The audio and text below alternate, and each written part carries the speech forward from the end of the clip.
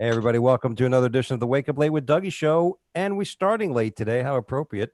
I'm your host, Dougie Almeida, where this is the Wake Up Late with Dougie show. With everything going on around the world, you better get a good night's sleep. I'm joined today with my two guests from New York City, comedians Michael Vecchione and Troy Bond. What's up, fellas? What's up, Dougie? And yeah, you guys are both in New York. Mm-hmm.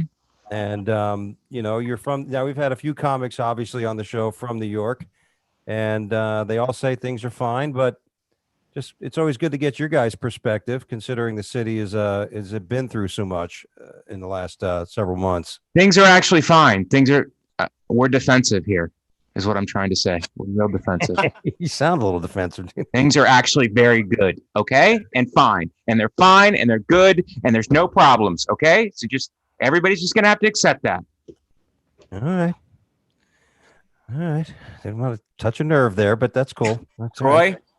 Yeah, no, it's fine. It's great. Everything. I'm here in Astoria, Queens. I live across from a hospital, and you know what? It's right now. It's the middle of October. I've lived in Astoria for 5 years, and this is a refrigeration truck season. You know, like this is the time of year just when they have cadaver trucks outside of hospitals. It doesn't matter if there's a pandemic or not. It's normal. It doesn't matter. So, it doesn't matter if people are dying by the droves. People have to get out of the hospital regardless. Sometimes you forget to take the trash out and it piles up. Do the trash men go on Facebook and say your apartment's dead when you take the trash cans out a few bags at a time? No. So same thing. Body trucks, everything's fine. I agree with Mike. We're good. Everything's fine. Doesn't matter. And the fact that I was in my online college course with Elmo from Times Square, who's also looking for a second opportunity in a career, means nothing. Yeah, it's got to be really bad for those. It's really got to be really bad for those characters. Could you imagine? Comics in New York are having a hard time, and the characters where they can't go around and bother people in Times Square right now. What are those guys doing? They still are 6 feet away. Yeah, yeah. Feet away. Yeah, they can't come. They can't come within 6 feet. Our friend Steve Marshall is nice enough to do a walk with Steve, so I get to see some of New York with Steve Marshall as he walks around the streets and reports, which it does give you a nice different vantage point. And you know what? It's a report. It is a report. Steve was doing that before the pandemic, by the way. Just to point it out. Someone just happened to give him an iPhone now, so he's talking to other people. Before, Steve would just be doing that. Yeah, Steve actually had one of those brick phones up until May. And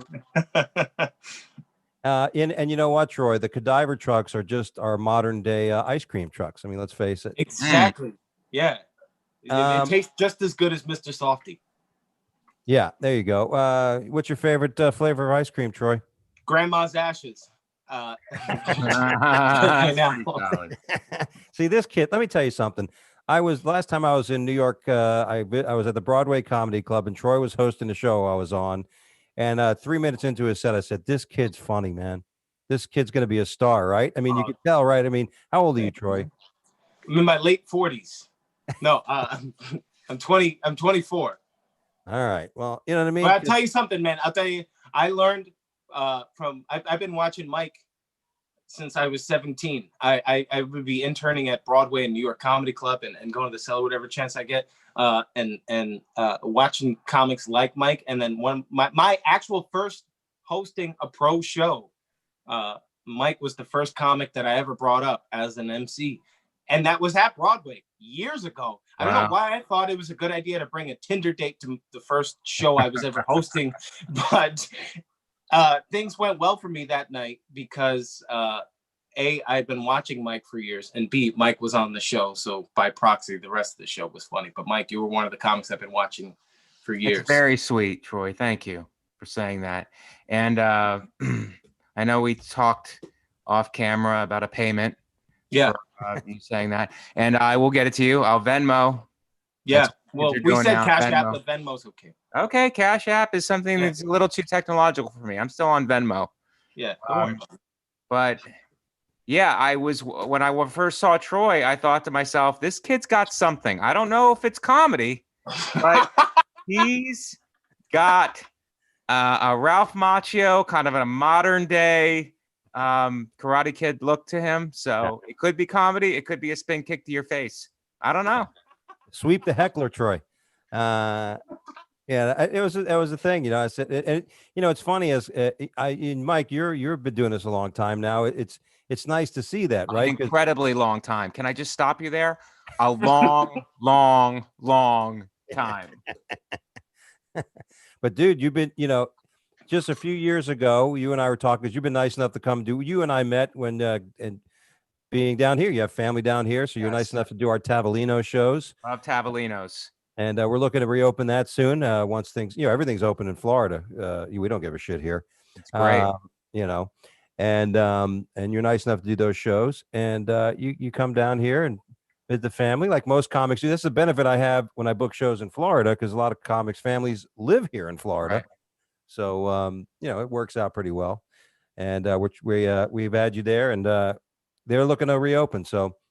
And you've been, you know, I've watched you grow like that. I was the first time I saw Mike, I said, "Holy shit, this guy's funny. You know, this guy knows what he's fucking doing."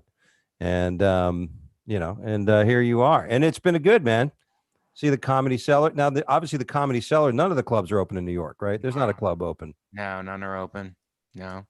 How you guys finding stage time? There's some outdoor shows. I don't know about Troy, but Troy, actually, you live pretty close to me, I think. If you live in the place where I think you live. Yes, I do. You live very close to me. So, but I don't know about Troy's experience, but my experience, I've done some outdoor shows, but I'm not doing that many of them. Like, you know, it was multiple spots a night. You know how it is up here, Dougie. Multiple spots a night, almost every night. But since it's the outdoor shows, I still do them because it keeps you in practice and everything. And the places are good. The setup is nice, but it's I just am doing them like a couple days a week. It's not as rigorous as I was doing them because it's very hard to like. First of all, maybe I mean in my approach before the pandemic, maybe I could have been doing too many spots. That's a real possibility in terms of like just running the material and not having enough time to like write and grow and let it breathe. So I'm doing, the long story short is I'm doing less spots.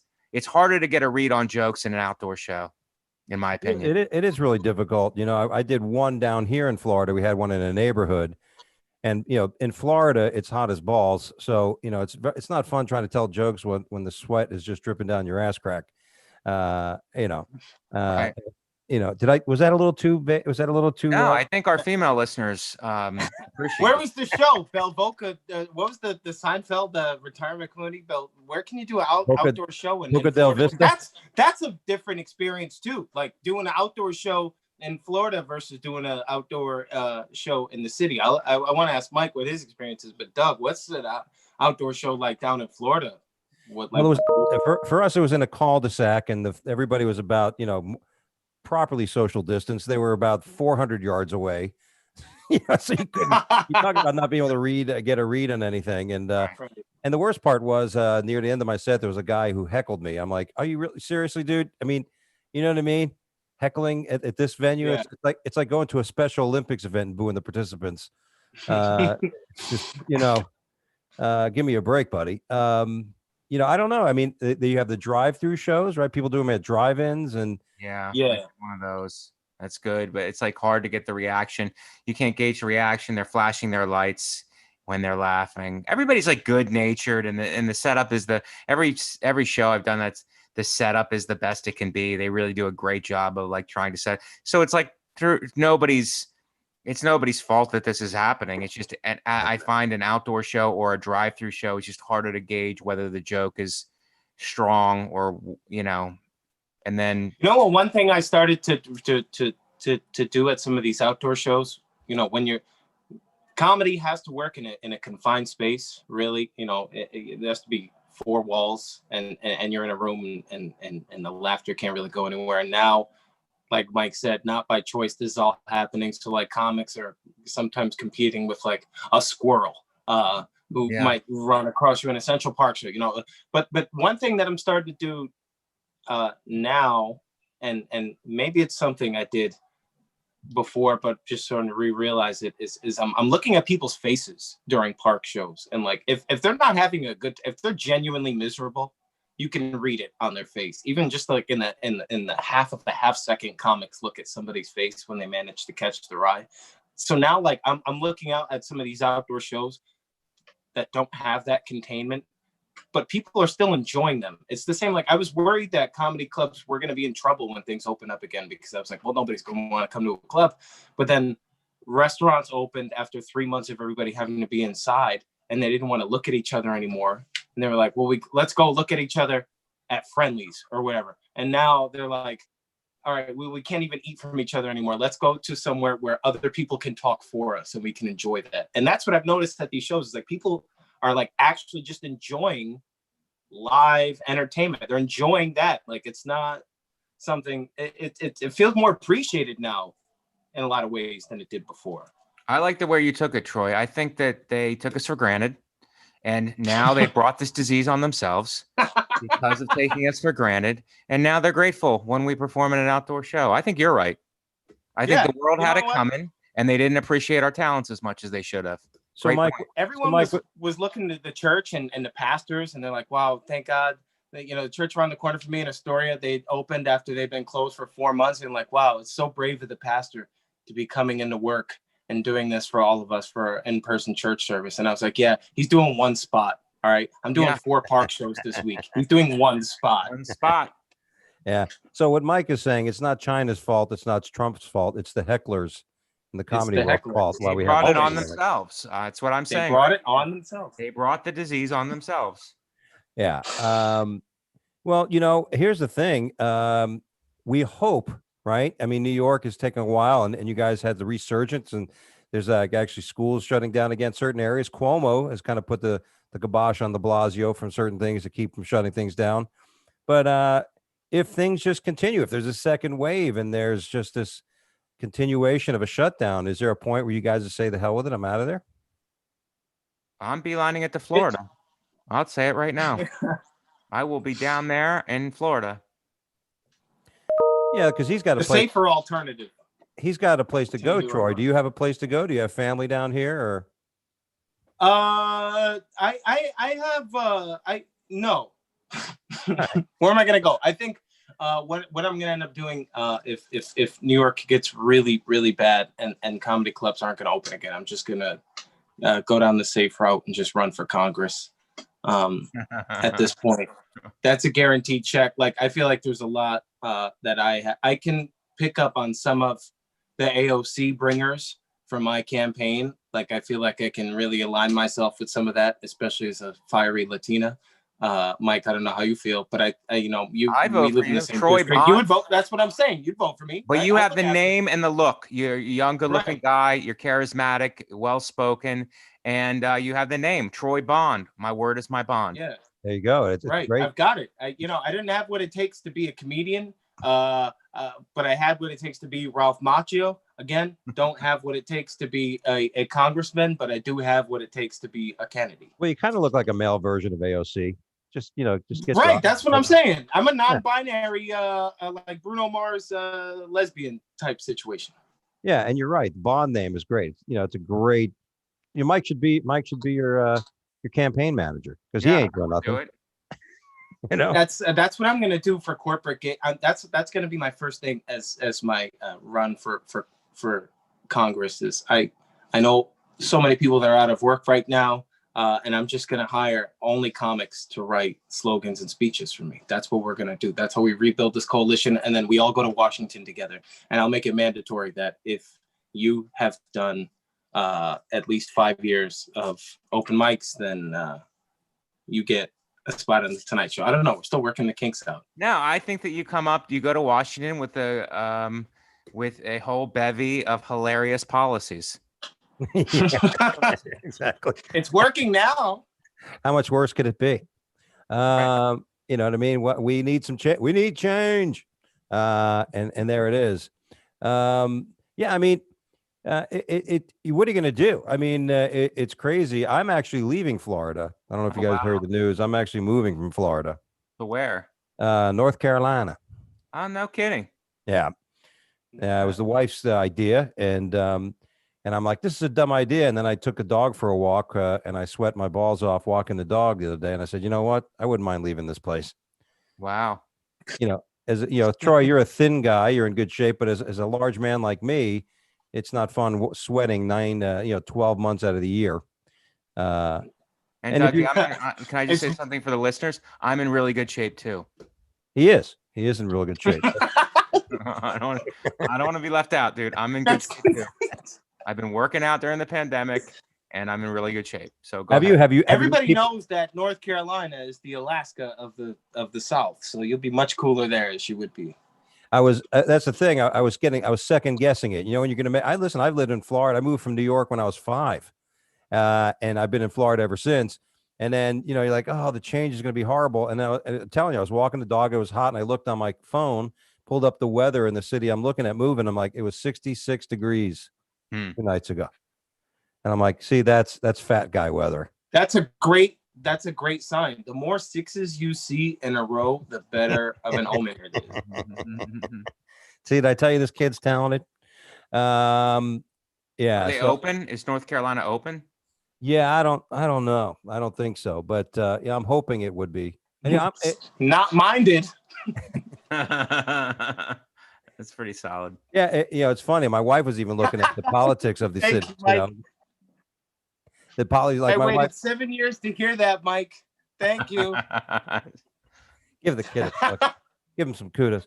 My wife was interesting. My wife has never been into politics, but when we were looking at moving, she was actually looking whether a city was liberal or conservative. We were looking at Asheville because Asheville's beautiful, but that's an extremely liberal city. Right. I mean, unless you're transgender, whatever. That's the way to. And it's cold as balls there. She didn't realize it's in the mountains. So wow. So where are you guys I'm moving? tired of these transgenders getting it so easy across the country. I'm tired of these mountain transgenders. They're doing it. I mean, like, come They're on. climbers. Every time I turn on the TV, Mike. Yeah, all these. Okay, sorry. That was a bit. Everybody on Facebook. Well, it's Facebook. Nobody cares. Facebook is fun. Nobody's gonna come after you on Facebook the way they're gonna come after you on Get Twitter. something. Get something worth them going after you, and they will find it. Whatever it is, they will find it. Well, he said mountain transgenders. What did he mean by that? He meant non-binary climbers. Right. What about the non-binary desert people, Fraser? The Twitter vitriol comes. Are you Mike all over? Are you on all profiles or are you on some profiles? No, Mike? I'm on everything. Are you on? I mean, you got to be on everything. Yeah. Have you done any TikToks? Yeah. I'm gonna dance right after this. That's what I was dance. A dance, spin kick, Zumba, political rant that I'm doing on TikTok. It's my favorite jiu-jitsu workout. I think Joe Rogan does that. I actually got kicked off Twitter. I was suspended off it. Well, for what? Well, I was dealing with somebody. There was a little bit of a. Dougie, you get in fights with people on Twitter. Not really. Well, this was this got. I made a comment, and the person started attacking me. I must be alone. I'm a loner. I'm ugly. I'm a big fat guy. And then I borrowed, I think, one of Rich Voss's lines, and I said, I would step over your naked body to blow Freddie Mercury's corpse. And that was it. They banned you for that? Yeah. And they said, because I was threatening her, I appealed it. I go, I'm hardly threatening her. I said I would walk over her. I would avoid her. Right. Sex with a dead man who had AIDS. So that couldn't be more, evasive. Right. It couldn't be more understanding. I think it's a hallmark moment, to be honest with you. So how long is your suspension? I think it's indefinite at this point because, usually I've been bumped off before and they said, just delete your tweet in 24 hours. We'll put you back on, whatever. Right. But they didn't even give me a time frame. They just said, good luck. And if you try to come back with a new profile, we'll kick you off as well. Wow. So, they actually took his iPhone away. Yeah. In the middle of the night, a little blue bird flew into my house and gone. And his name was Tim Cook.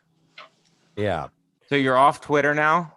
Yeah, no more Twitter. I'm going to probably come back as the at Funny Fiduciary because that's a new corporate gig I'm trying to work on.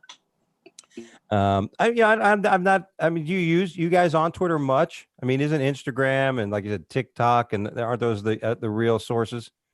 Media. I don't personally read a lot of Twitter. I just I'll post jokes or I'll post stand-up clips on Twitter. I'm just throwing not throwing shit at the wall, but like basically just I'll post to Twitter, I'll post to Instagram, I'll post to TikTok. It's just getting it out there. I don't know. And you're still doing this by yourself because a lot of people have hired people to take care of this. Yeah, I'm doing now I have a guy who helps me, but I'm doing a lot of it too because there's you want to turn it over. You want to like podcast clips and stand-up clips. It's like I'm getting better at it. So I'd like to keep learning it and keep figuring out how to get stuff out there. I would like to have a big following. So I don't know. I guess you got to just figure it out. And speaking of your podcast, I'm enjoying your podcast. I like watching the clips on there. It's funny the questioning that you and your partner on there with the mustache and the good bad cop. Well, that's what I wanted to say. There's no more. My partner Justin has left. He left for other projects, and we're still on good terms. But I'm doing it all myself now. So now he left the project, or did he leave New York? No, he left the podcast. Oh yeah. So it's all me now, and I'm just one bad cop now. Yeah, well, one bad apple. One bad apple. That's what I am. Yeah, that's a new name. That's a new podcast, maybe. One bad apple. One bad apple. That actually is pretty interesting. I think my podcast is a little too long to name, but what are you going to do? Speaking of talent, I was shocked to hear the news today that Eddie Van Halen died. Crazy. Yeah, right? And it was just like that on the news. Oh, rock and roll icon died. Ready? He was 63. 5. Oh, 65? Yeah, the 63 is fake news. 65 is accurate. Oh, I'm sorry about that. he didn't die. I'm sorry, Dougie. I had to go after you on that. As a fake journalist, I really have to go after people. Yeah, it's kind You're the closest thing this podcast has to Bill O'Reilly, Mike. Thank you for keeping the facts straight. I have to get the facts right. Next thing you know, he's going to be doing a title theft commercial. Thank God. We'll do it live. Fuck it. Yeah, I mean, the 65, and I guess he had died of he had been suffering from throat cancer. That's correct. That's a rough. And my brother had throat cancer. And isn't that what Michael Douglas had? Michael Douglas also. They were all licking the same pussy. Yeah, that's as Otto would say, Otto and George, stanky pussy. You hear about that, because back in the day when I was single, I used to be a muncher. You know what I mean? Just go crazy down on that stuff. And then you heard the news about Mike Douglas, and you're thinking, man, if what's his wife's name? What's her name? Is that Catherine Zeta-Jones? Yeah, that hottie. That was one of the jokes. Not that I've looked into it scientifically or anything. Not that I was going through puberty when this story broke, and I was really terrified. Not that any of that was going on when I was 13.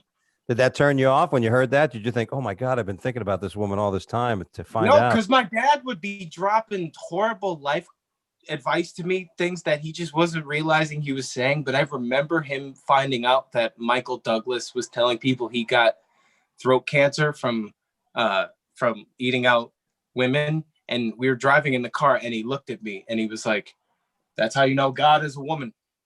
Because everything I've ever done bad to a woman has come back to hurt me. And I was 12 when I heard that. And I didn't understand how the world worked. And right. I thought for years, oh, I only can do that.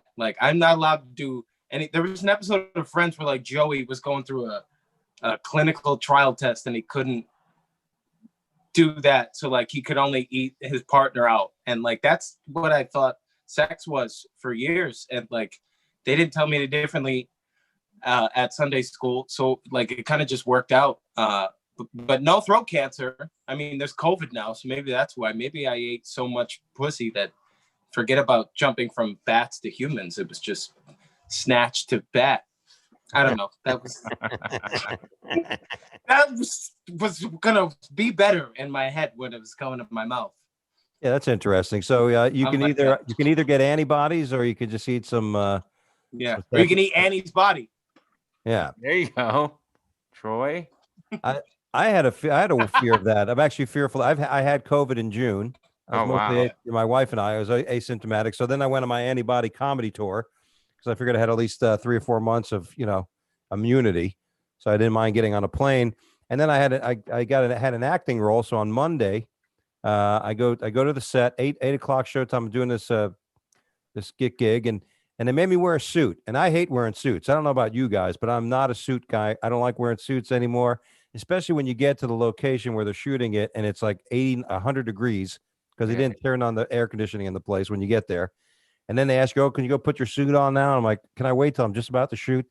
And then as I'm putting on I'm sweating my balls off, and I'm not feeling good. And then, of course, do my scene, do everything. I'm waiting around because if you guys ever did any acting, you got to wait around a lot and stuff. So then I'm waiting, and then the air kicks in. Now it's Antarctica in this place, and I'm sitting there sweating. So just woke up. Yeah, I woke up today feeling like I had the COVID again, and I'm getting all nervous. Oh man. So I took Troy's advice and I went out and ate some pussy. So hope That's I feel the way better. to do it. Thanks, Dr. Troy. It's the only cure. Well, you mentioned the news and you brought it up. And do you guys trust the news nowadays? I understand what you're saying. I get it. It's not that it's I don't think it's fake. It's not fake. It's for profit. So they'll take something that's true and then they'll maneuver it in order to get the most views in the most sensational way possible to get the most views. That's the way I look at it. It's not that it's fake, but they're not very honest about being that. They should say that because the thing I don't like about the media is they act like they're these holier than thou protectors of free speech. That's not what they're. Maybe Walter Cronkite was like that, and maybe the news of the past was like that. But everything's always changing, and that's not what they're doing now. What they're doing now is for-profit news, which includes commentary. Like if you watch CNN or Fox, it's most of it is just commentary on the news stories, but they need to extrapolate it out and sensationalize it in order to get views because that brings advertisers, which brings money. So if you were just honest about that, then it's like, okay, that's what it is. But we do need some kind of like just, just bare bones news without all of that. Sometimes if you watch PBS News or something like that, they're probably the closest to that. They are the closest to it because they tell them they say the news and then they have an expert on. There's none of these talking heads, nobody arguing, but that doesn't bring ratings, But it's the right thing to do. Arthur is my Walter Cronkite. Who's that? Arthur. He's on PBS. It's a children's show. It's been out for like 20 years. That's my Walter Cronkite. But I think now, like, it's this bubble that exists that you can really live in and don't have to live outside of. Like, I'm a very liberal person and I can't stand to watch MSNBC or Fox. But the difference is my conservative friends know that Fox News is essentially their think bubble. They understand that. They know that. They know they're watching. They want to turn on the TV and say, Trump has COVID. Maybe. And my liberal friends who watch MSNBC want to turn on MSNBC and hear Rachel Maddow be like, Trump has COVID and he got it from a Russian oligarch in the 1980s. There's a 14-part story. And my first election was 2016 election. I'm 24. I was 20 when Trump got elected. And when he announced, I was 19. I was just maybe 18, just turned 19, and coming down the escalators and watching that whole news story, and all my friends were like, yeah, Trump maybe could be the guy to do it. And I grew up in a big liberal Obama family. I'm half black, half white. Barack Obama is the closest thing that I have to just Superman in my household. And so like moved out to the city, out from Connecticut, and then Trump is running and at first I was really kind of on board because I didn't really understand a lot of it. And then what did I do to try to understand it? I watched the news, and very quickly I realized what Mike pointed out, that it was all just commentary because news can't be breaking every hour. And that's what they do on the cable news shows. This is CNN breaking news. God damn it. I've been watching the last 20 minutes. I've been watching this on TV as I'm scrolling through Twitter retweeting Mike's jokes, and I haven't seen anything breaking since then. So what possibly could be breaking? And it's like breaking news. 20 minutes ago, we said Trump said he was feeling okay. Now, sources close to the White House saying that may not be true. Joining us now for commentary is CNN's Chris Cuomo and Fredo. What do you have to say? I knew it was you. Like none of it matters. And so that's why we're dealt with the situation we have now. Everybody loved Bernie Sanders, and Bernie Sanders' campaign was hoping that young people were going to vote for him. And guess what? Young people thought by voting for Bernie Sanders, that meant that they just had to watch clips of The Daily Show on YouTube. And now they're like, why do we have to vote for Joe Biden? Because Trevor Noah is not going to hold your hand the whole time. So, it's funny you should mention that about holding hands and stuff. When Trump went into the hospital and his doctors from the hospital were on there, I basically posted that they were a little out of line, because I don't put journalists in high regard, especially the ones of today. And I'm really against righteousness. I'm really against people. I studied philosophy, and I loved Socrates because he would say he was the smartest man in the world because he said he didn't know anything. He protests not to be an expert in anything. Right. And in martial arts, your martial arts trainers would always tell you you're always a student. The minute you think you know everything, that's the day you get knocked the fuck out. Right. And, and so I posted this, and hundreds of comments just coming in about how dare you, how dare you say these things and everything. And it's just amazing to me. Again, it's one thing if you're going to get into a discussion with somebody and say, hey, I don't think you're right. This is why I think this. But then when you start saying you're an idiot, everybody has this righteous attitude like they're all knowing and you're an idiot. They're virtue signaling. Thank you. That's really what it is. Which that's like the antithesis. That's like a comedian kryptonite, right? I mean, that's anybody that comics just put themselves on a baseline is observational and just kind of paying attention to the world around you. And the second somebody has this pretentiousness of being like, oh, well, Electoral College, Senate, Mayor Garland. Like nobody's ever changed their views from a Facebook comment. So anybody that's copying and pasting anything from their notes section of their phone, you got to think like, why is this person telling me this? It's not right. I mean, to you guys' point, I don't think we're evolved enough to have this technology. That's also a point. Like all these platforms and this technology, we're not evolved enough to handle it. I don't think. Did you guys see the thing on Netflix, Social Dilemma, which basically said, that's a great thing. And I said this on our podcast a couple of years ago. If you want the world to get right, we have to get rid of Facebook, because it's just, you're right. You're exactly right. We're not ready for this. We're not ready for this ability to be heard every second. Sometimes freedom of speech should come with an IQ test. Not everybody. Really. I think that's some of these people on Facebook just need a journal, like a buffer zone between your head and everybody else knowing what's going on inside of it. Like, right. There should be an open mic Facebook. There should be until you get credibility to get on a true global stage, you should be on an open mic Facebook where you got to sign up and you got to go out and hand out cards to get actually time on the media. You got to barter for time on open mic Facebook. Yeah.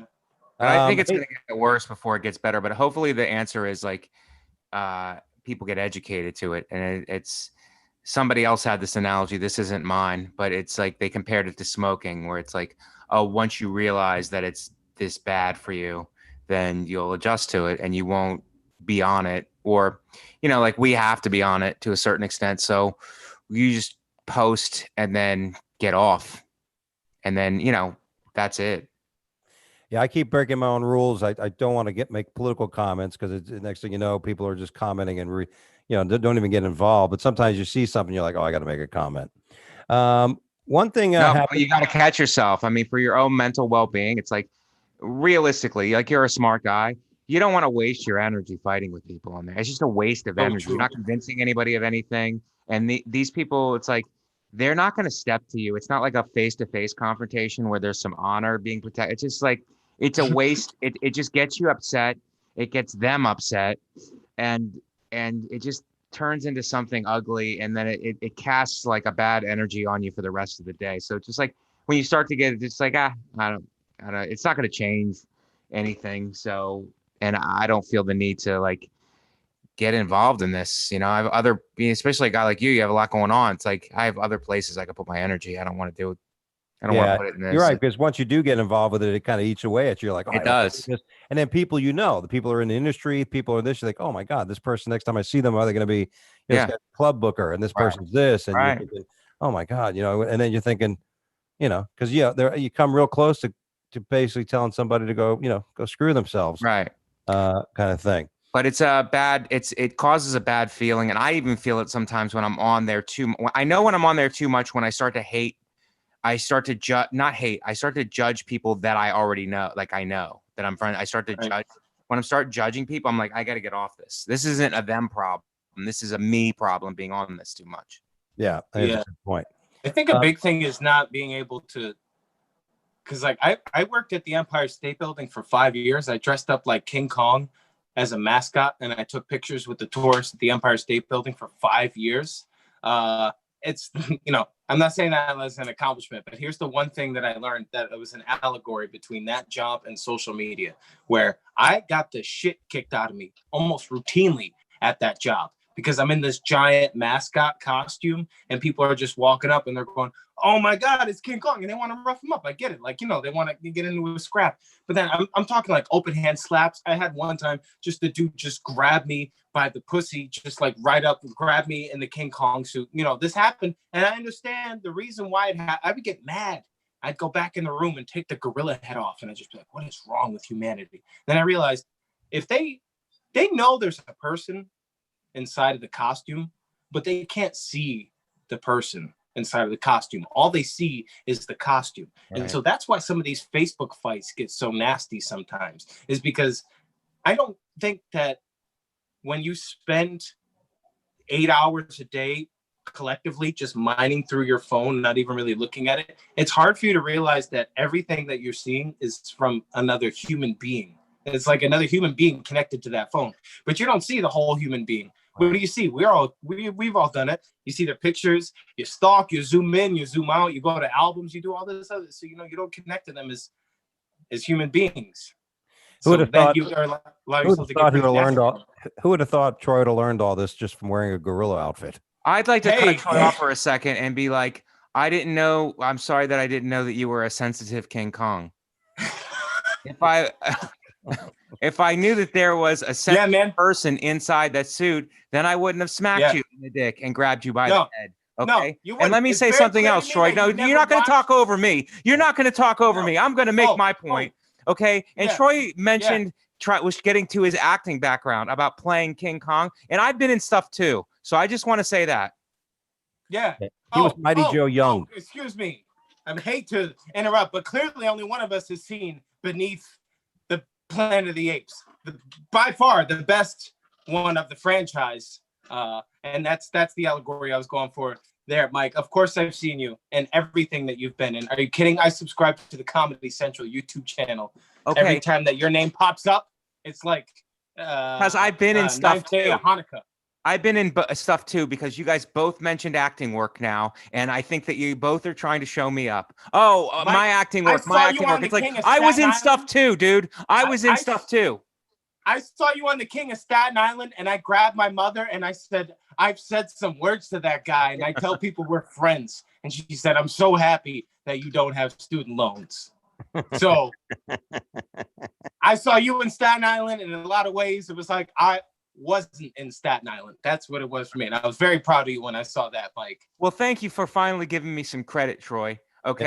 And Dougie, acting work. I had to put on a suit. I had to put on a gorilla outfit. It's like, who am I? Just a piece of shit? Like, I'm a person too. Yeah. What are you? Are you doing the Rainforest Cafe gigs that I'm doing here, Mike? No, you're just make me want to move. Movies. You make me want to move to North Carolina. Both of you. Yeah. Hey, you know what? They say Raleigh is the new Williamsburg. But I will not move to Asheville because of the transgender, non-binary mountain climbers that are there. It's getting out of hand. Are you kidding me? I already have Red Dead Redemption 2. I don't need to live it. That's a good move. Yeah, exactly. And by the way, I'm just mad at Mike for not helping me get a part in that movie. I'm like, I thought I knew him well enough. Like, hey, you know this guy Dougie's an actor. He's from Florida. I'm sure he'll come up and do something. Hey, speaking of actors, in New York City, I don't know if you guys caught the news last week when Rick Moranis was sucker punched in the face walking. Boy, you know, I mean, we had that problem, right? Was it a few years ago we had that knockout game? Knockout game. Yeah. Yeah. Yeah. You guys I think ever? it's Rick Moranis' fault. Can I take the opposing opinion? Sure. If you're going to be in the knockout game, you can't cry about losing, okay? It's called the knockout game for a reason, dude. So you think the guy was just an overzealous movie critic, and he just he was. And you know what? Let you. I don't know if this is this live, Dougie, because I'm sure people are going to comment and let them bring it on. Bring it on. If there was somebody you wished was punched besides Rick Moranis, who would it be? Bill de Blasio is still walking around untouched in New York City, and he's done way more to me than Rick Moranis. Rick Moranis gave up, are you kidding me? Honey, I Shrunk the Kids fame. He gave up Spaceballs fame. He gave up Little Shop of Horrors fame to take care of his wife who was dying of cancer, and then she died, and he took care of his kids, and then he just chilled in an apartment for 30 years, and then came out to get milk once and got dunked on. Yeah, that doesn't sit right with me. I feel like that is probably a guy who really wanted to see a Spaceballs too, but obviously we didn't get one. I love Spaceballs, man. Rick Moranis is a fantastic actor. Yeah, one of the greats. That was. I'm sorry that happened to him, for real. Yeah, there's nothing worse than getting punched when I mean, I was a fighter, and I've been punched many times. I've actually one of my new bits. I've been kicked in the balls 179 times. That's why I don't have any kids. I've been kicked in the balls so often my nuts have cauliflower ears. Even Joe Rogan's trying to put my nuts on his podcast for 4 hours. But getting punched you can really get messed up. I've seen that happen. People get punched, they fall and they crack their head open on the ground. So, he took it like a champ, though. I don't know if you guys saw the video. He took the punch and kind of just brushed himself. I was proud of him. I was proud of him for how he took that, because he was an actor. I mean, I know you guys. He wasn't a fighter. I pretend to be a fake cop a lot, so I want to know: have you guys heard anything about the suspect? Because he was wearing an "I Love New York" sweatshirt, which means he's a tourist, and they always come here and they always try to ruin our fun. I heard he was mad. He went to go see a comedy show and Tina Fey wasn't on it, and he just saw Rick Moranis and decided he was going to exact revenge on him. Is that a pretty good point? Was he angry about something else? Do you think, that guy? I mean, why? I don't know. I'm going to take that on Rick Moranis. It's like my wife is being a whatever, a blank. That you can't say. And I can't shrink her, so I'm going to hit this guy's Rick wife. Moranis. That's a great question. Rick Moranis. That's a great question. I wonder if he even knew it was him. You know what I mean? Did he? It would be weirder if it was a premeditated assault on Rick Moranis, because then I'd want to know what kind of enemies does Rick Moranis have that they can just come out of the shadows 30 years later. Like, no, I think it was the opposite. I think it was like he was mad about something. He's like, I'll show the world. Where's Rick Moranis? And then he went and hit him. I'll show the world. And we're talking about it right now. So it obviously worked. Yeah. We're talking about it right now. John Candy's not around to punch. Yeah, that's nuts. Our next little topic, guys, we're running out of hurricane names. What would you name the next hurricane? This is actually, I have this premise that I do. I'm not stepping on anybody, but we're running out of hurricane names. Is a common topic. But my take on it is we start naming the hurricanes after our college nicknames that we gave our friends in college, because it would be like friendlier. It's like, oh, Smitty will be here soon, or Keg Stand Mike is coming up the coast. That's my that joke was. I thought I was going to have a couple more, but thanks. That was perfect. Any? How about you there, Troy?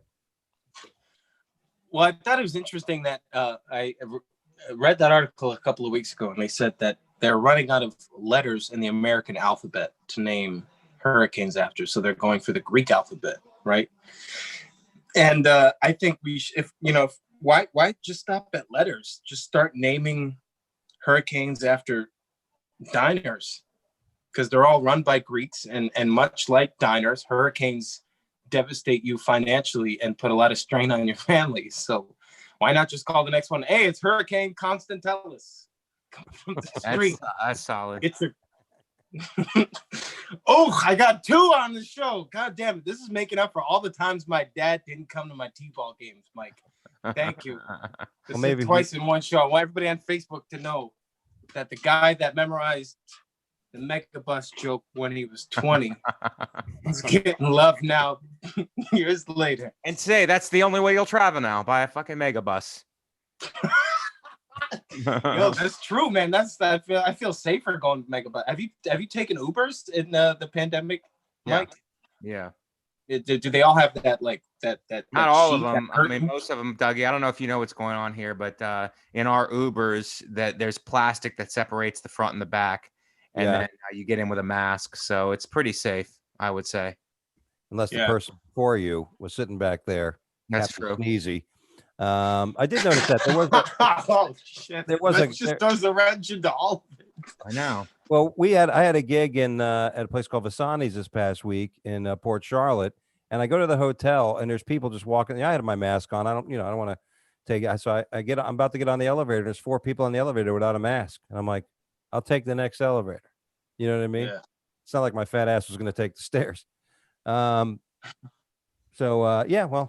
Listen, I think, let's listen, that's why I'm leaving Florida, hurricanes. So I don't give a shit what they name them. Hopefully I'll just get the residue in North Carolina. What's your worst? North Carolina gets hurricanes though, too. I hate to. But the East Coast, the east side, there's a bit of a buffer. You know what I mean? Where we're looking just west of Charlotte. Okay. Yeah, we'll be getting a rain type situation, but I don't have to worry about 180 miles. The buffer's called Georgia.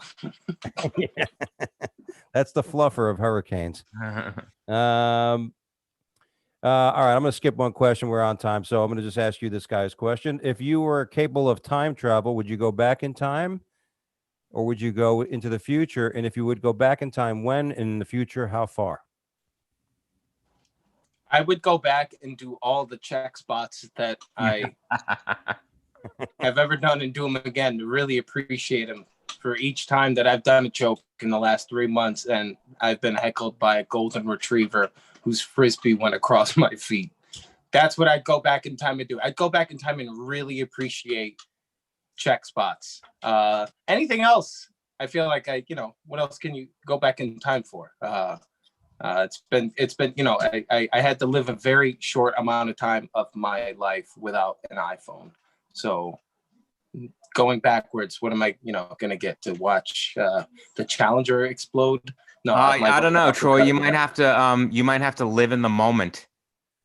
No, I don't think that's, I converted to Buddhism during the quarantine. These are my mala beads right here. They're the prayer beads. They talk a lot about living in the present. Works.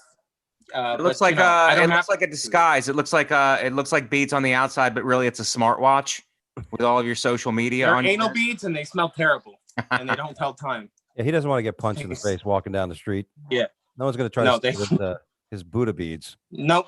No one's going to punch a guy. I'm just going to use them because the next time I get accosted by a monk in Times Square who wants to sell me that little sticker for $3, I'm just going to be like, haha, reverse back to you, like a Uno card. Boy, that's a game we haven't played in a while. Mike? I would go back, and then right when I moved to New York, I would become a Scientologist, and I think my career would farther ahead. Religion that really makes a difference. Sorry, Jesus. Xenu, that's the one. He'd be co-starring with gosh, I forgot his name. The big Tom Cruise, very John Travolta. Who's not in Scientology? The extras aren't. All the stars are. The guy holding the hot dog. My name is Earl is a Scientologist. That broke my heart. Jason Lee. The other day, I rewatched that in quarantine. I found out 4 episodes in, he was a Scientologist. And I was like, well, I don't care anymore. All the best. That's all the best, guys. Go clear. Well, go clear. Here's our word of the day, fellas. I don't know if you've heard of this word, but the word is apodosips. Hold on a second. I need to get some bleach. Yeah, there's too many P's to say with the dry mouth, man. You're gonna start a brush fire. Apodopsis. I've never heard the word. It's a very interesting word, but it's the act of mentally undressing someone to imagine a person nude. All right. Seems like Troy's doing that with Kathleen Zeta-Jones. Yeah, that's just, I feel like you undressed. I feel like I put more clothes back on after you said what is it? Apostasis? Apodipsis. That's when you mentally undress somebody. What about when you see somebody and then you put a mask on them? What is that called?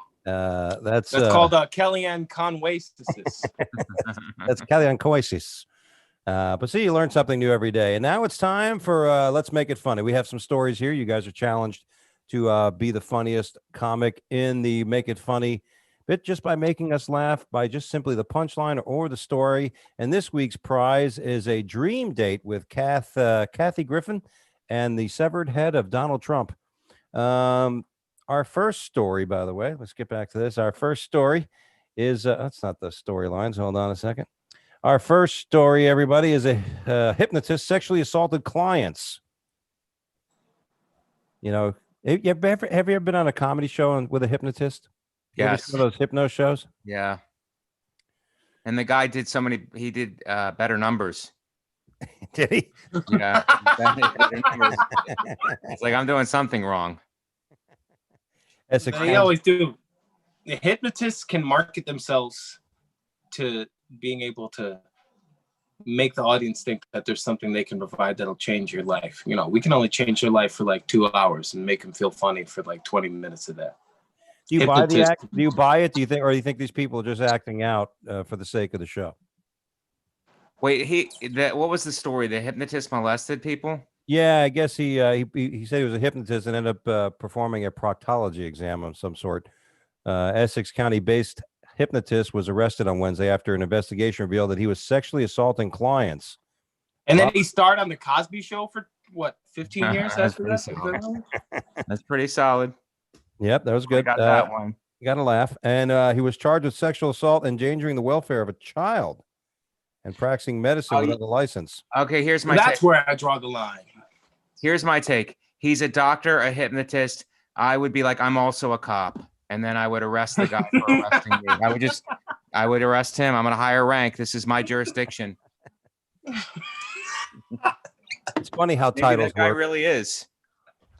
Yeah, he is a board certified hypnotist who specializes in academic sports performance, right, and medical hypnosis, counseling for adults, teens, children, etc. Right. Maybe those guys need to get laid too. All right, maybe he was just. Thank God, I don't just want to go to any unboard certified hypnotist. I want to go to a board certified hypnotist if he's going to cure my cancer. It's funny how you say titles. I was at one of these soirees, you know, and it was all politicians and big time millionaires and prominent people. So I was with one of my buddies, and I met my friend, one of my friend who's an attorney. Says, "Hey, Dougie, this is so and so. They're a doctor and an attorney." I'm like, "Oh, here's my friend Bill. He's a alcoholic and a pothead." Our next story: a herd of charging cows in England kill a second man in a month. So there's herds of cows running through England, killing people. 72-year-old man. First guy was talking too much. How did they know it was the second one? Well, the cows did say move. Oh, I think the real thing here is that if red meat doesn't kill you one way, it'll get you the other. There you go. The other. And oddly enough, the guy who was killed was a vegetarian. I think that's the best. It's like, what do you think? What's the chances of you getting run over by a bunch of cows? Medium rare. I would say rare, medium rare.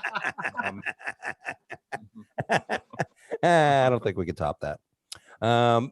There you go. See, that's what happens when you got Mike Vecchione on the show. No, Troy got the last one. I had to rebound. We're one. You guys are 1-1 here. That's good. Let's go. I don't know. Are we keeping score? I think this is teamwork. go. Let's just try to build on each other. Yeah, that's right. I can't be. It's like Batman and the guy who is nowhere near qualified to be his sidekick. I got Troy with youth and charisma coming up. So he's gonna get a show, and I'm gonna be asking him for a writing job. Great. I hope you really love Wildin' Out. Mike, did you write this? 'Cause I'm gonna be doing the crap we got today. That would be hysterical to see Mike on Wild and Out. Yeah, that would be really cool. It would just be like mild and let's talk about it. All right, here's a story. A woman arrested for using 6 children to steal Trump campaign signs. A woman in upstate New York was arrested on Sunday for allegedly using 6 children to steal Trump campaign signs from homes of Trump, obviously voters. To steal them from Trump voters. She's against Trump. But isn't Trump, he's pro-life, so he kind of fucked himself.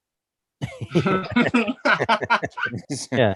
If he was pro-choice, those kids all would have been aborted, and the signs would have been safe and sound. No signs would still be standing. Yeah. And if you look at a picture of this woman, she looks You hot? Like a lot like Stormy Daniels. no, she looks like Stormy Handles. If you could see that. Okay. Oh, yeah. All right. Yeah. No, they've made the murderer. She actually looks like the lady from Throw Mama from the Train. She's got 6 kids, though. I mean, that does take a toll on your body. And Yeah. I mean, look. Enough with that. I'm here to break up the toxic masculinity on this podcast. Yeah. Well, it's. I could see where it affected the body, but the face. Yeah. New York State police officer pulled over Algarin on a highway after dispatchers were able to locate her vehicle because of all the Trump signs hanging out the window. Wow. There you go. There's a lot of stories here about New York. How'd you know it was me? Sorry, Mike. The New York town of Swastika votes to keep its name. I didn't know. That brings so much shame on their mayor, Paul Joseph Goebbels. I swear to God, he was the one that made the decision that said, we're going to do something about our Auschwitz High School and everything we can to possibly deal with Jews should not be allowed to live in 2020 high school. That we're going to do everything we can. It was terrible. Can I make the most obvious joke? It's they voted to keep the name. Did they vote like this? Raise your hand. They tiled their way into keeping the name. Yeah, it's odd that no one shows up to the I forgot the joke. Anyway, it's just too good. Once you did the Seg Heel thing, I was, What's this segment called? Dougie phones it in. Yeah, exactly. I think I actually do have Corona. I don't know the joke. Whatever, guys. You guys are carrying it. What the hell do I need to do? Well, there you go. That's a good one. And in our next story, a drunk man has a 13-year-old drive him to get ice cream, charged with endangering a child. This happened in Lubbock, Texas. Javier Eduardo Martinez Aguilar, 42, of Lubbock, has been indicted on a charge of endangering a child, criminal neglect. According being a bad stepdad. Yeah, he should have took him for yogurt, not ice cream. It goes right to the thighs, man. The officer asked the driver for a license and proof of insurance. The 13-year-old told the officer she didn't have a license. And then she told the officer her age. This sounds like a set. I have to side with the guy. I have to side with the drunk guy on this. He's empowering women to drive, and the state can't handle it. This is not Saudi Arabia. Women are allowed to drive. No. Yeah. He's holding women to their highest possibility. That's right. Responsibility and making them the best they can be. I don't know. Yeah. At least he's not sex trafficking her. So that works. No, he's just stuck in traffic with her while trying to have sex. What is the deal with that? What's the problem? Jerry! Now, here's a story that I actually had an old joke I stopped telling, but This is true. A lot of people, when I used to tell this joke, didn't realize this was a true type of process. But I tried foreskin facial treatments, so you don't have to. I don't know if you guys are aware of Didn't this. cost you much. They just wanted to keep the tips. I said, wow, they got a great snack bar at this salon. The calamari is off the hook. They said, we're not having a snack bar. Oh, take my wife, please. The process, they actually take foreskin from babies Mhm. because the skin is so alive with, just life. Yeah, And, juicy. I get it. They grind it up and they put it on your face. Boy, what people do to have a baby face. That's pretty Yeah. solid.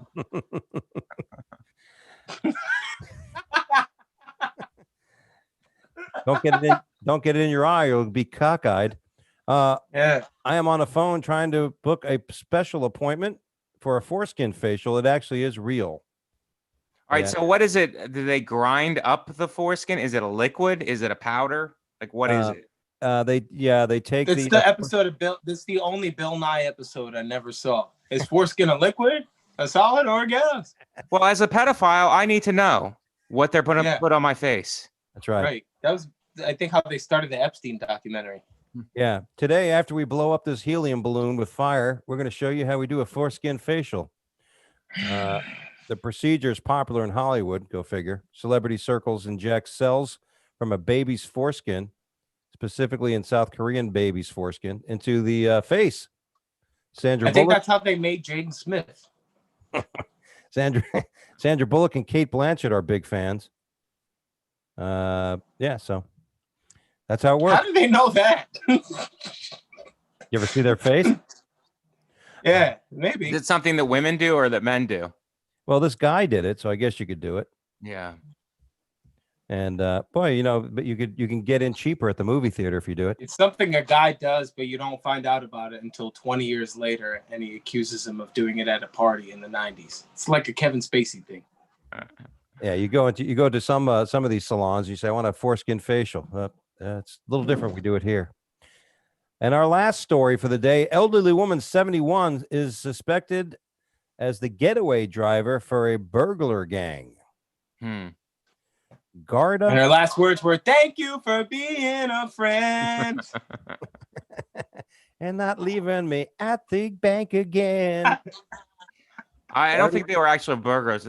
They were just all had masks. Is that a possibility? That they were just They weren't actually robbing the bank. They were just robbing the place. trying to. And that foreskin thing also, that's a violation of COVID. I mean, there's a lot of other violations in that whole story, but the COVID violation there is a lot. I look at everything with COVID violation in mind. Yeah, well, thank you. COVID goggle. Cardi had his Garday have a. Oh wait, can I go back to the the foreskin facial? Yeah. It's like you go to get one, your friend talks you out of it. You call him a cock block, for real. Yeah. All right. I'm sorry, it wasn't worth it. It wasn't worth it. I took a risk. It's worth it. Yeah, It's worth it that you took the risk. I'm not a grower. I'm a shower. It says here that the 70-year-old bed and breakfast owner suspected of ferrying a gang of younger criminals across the country to carry out an aggravated burglary. But at least it wasn't her 13-year-old daughter. No, I believe that she is really old because she used the word ferrying. Yes. No one's questioning her age, even though she had a foreskin facial. I think that that's against gays. That's against the gay community, say ferrying. I don't know. Is that a slur? I don't know. I got in trouble with that too on Facebook. Somebody was talking about Chuck Todd. Yeah. The newscaster. Right. And they were just bad mouthing the guy. And I said, has he come out of the closet yet? And, because I just seem to think he may be gay. Right. And then somebody who was gay was offended that it was very aggressive of me. I said, why was that bad? Why would you say that's bad? I'm a 53-year-old man. I've lived in Miami. I've worked in Wellington I sucked a few cocks, bro. Yeah, give me a break. I didn't know flamboyance was a bad characteristic. Yeah, it's banging the jets for fucking nothing, man. Hey, when you go down to South Beach high on ecstasy, You never know. Hey, when you go down to South Beach, you go down the bottom of South Beach, you come out at top. All right, forget about it. Your listeners better be appreciating all the work we're putting into this, Dougie. I Okay, know. we are high-powered guests, and we better get some good fucking comments. I'm telling you that right now. And I better Mike get and to I plug have been my own locked shit, in- Dougie. I didn't come here for nothing. Okay, I'm no sap. I want to plug my shit to your Florida listeners. Plug it, Mike. You got an audience down there. What floor? What do you have to plug? I don't want to step on nobody's toes. Okay, Hey, maybe that's not the maybe that's not the part of the podcast where we plug shit. But I'm letting Dougie know I'm plugging my shit. Plug it. Hey, I'm standing here with an electrical outlet over here, and you say, where do I put the charger in? Oh, I got one hand on the socket, the other hand holding an iPhone. You just tell me where I gotta connect the two, my friend. Hey, Okay. Troy, I love that you have a picture of the continental United States behind you. No, this is an Applebee's menu that I got from a Chuck E. Cheese event. Whoa. They were closing down, and I said, hey, I need something to tell my probation officer. I went on a field trip this week. He's got pins. That's what I got. He's got pins everywhere. He's worn his gorilla fucking outfit. Yeah, I got the continental United States. I got a picture of the Kennedys right here. Wow. And I got R2D2, and that's maybe about it. Little Amy Winehouse action happening up here. That's me and my brother when we were in my my dad owned a karate school when I was growing up. That's when we were both in the karate school. I'm just giving you the They tour. obviously never taught you how to tie a belt in that karate school. But go ahead. Yeah. No, well, that's the thing. People always ask me when I was a kid. I got my ass kicked, got the shit kicked out of me, and they said, well, how did that happen? And I said, well, the guy was a brown belt, and they said, well, I thought you were a black belt. Isn't a black belt higher than a brown belt? And I said, yeah, unless you got a brown belt tied around your neck when you're in the middle of a fight. Oh, that's my first stand-up joke. Hey, it took Al Martin 6 years to book me and telling him that joke. Hey, I was 17 when I told him that one. And now I'm sitting in a story apartment with some broken shades and my United States map that I got from Rikers. And you have a TV Island. right in front of your door. That's nice. It doesn't work, actually. It's Big Brother is watching. It's Usually the telescreen. Usually put their TV in a nice wall where they can watch it, not where they're walking in Yeah. out of. No, not me. The thing is I think the best way to put your TV is on the floor. That's as close that I've kept it. It doesn't even turn on. Actually, if I turn this TV on right now, Kim Jong-un would die. This is the one thing that's keeping him alive. The only reason why he's been in and out of a coma the last few weeks is because I've been trying to catch the end of Ozark, and I just realized it was time to let it go. Great show, by the way. Great show. Well, that's all we have time for here, guys. Here on the show, Wake Up Late with Right. Dougie Show. I want to thank Mike Vecchione and Troy Bond for joining us today. All right, plugs, Dougie. Yes, let's do them. All right, could you guys please that are listening right now look into my face? Can you give me the screen, Dougie? I would like you to listen to my podcast called No Disrespect. I'm the only host now. I'm doing it solo, and I need your fucking support. Now, I think I did my job on this podcast, and I came up with the jokes for the articles, and I was I was in there, and I was trading shots with the rest of the guys, and I held my own. So please subscribe to No Disrespect Podcast and follow me on social media at Comic Mike V, and see me perform live sometime. Okay? Thank you. There you go. How you like that? Mike, put me down. Put me down. How about you, Troy? Troy, do you have anything? Nothing. Troy? Yeah, well, hopefully Mike will have me on his podcast soon because that's the only thing I'm going to have close to a credit. Until then, you could find me on OnlyFans. No, nothing. I'm taking acting classes. I have a podcast called Bonding with Troy Bond. All my social media is at Troy Has Ebola. That's pretty much where you can find me right now until I finally take over for one of the Cuomos, whether it be at CNN or at a governmental level. Either way, Mike's going to be with me. So I'd vote for you. yeah, that's all I need. It's just one vote from Mike. It took me 7 years to get this much FaceTime with him. So Well, congratulations. 7 more years and I'll be in the White House. wherever you find Troy, he's an upcoming kid. I think he's funny as shit. So Very funny. when I Troy saw is the very kid, funny. Worked with him for years at the Broadway. Him hosting, him setting the table for me. I'm usually go up first, and he's great. So check out Troy. Check out Dougie, and I just took over the podcast, and thank you for joining us. We'll see you next. no wonder your partner left you. We're partners, Mike. Mike, I Can't really keep do a want to man. say though, Mike, like I've been thinking about this a lot. You know, you just thinking about the little things you take for granted, and the first show that I ever really did host, you were the first comic on, and then you were on almost every show that I'd hosted after that, and it was always a treat and a pleasure to see you on some of those shows, and I'm basically just trying to extend this as long as I can, because you said 30 cents a word, and I learned a bunch of them. No, but really, Mike is the one that I sat in the back and learned everything from. So thank you, Mike. I haven't got to see you since everything shut down. That's right, man. That's right. Well, thank you. Thanks for saying that, man. I appreciate it. Very good. And by the way, November 16th to 22nd, God willing, if it's open, I'll be at the Laugh Factory in Vegas with Tom Rhodes. Nice. Tom's great. Very funny, a Florida guy. And I think they're opening. The Harry Basil mentioned that they're going to be opening. Hopefully it's before that. So I have a reason to go to Vegas. Follow our show on Twitter, which didn't get kicked off, at Wake Up Dougie. Follow our show on Instagram at Wake Up Play with Dougie Show. Follow me at Dougie Dangerous on Instagram. No longer on Twitter unless they accept my appeal. And guess what, guys? We'll be back right here next week with an all-new show right at the same spot. Good night. Take care and wear your mask.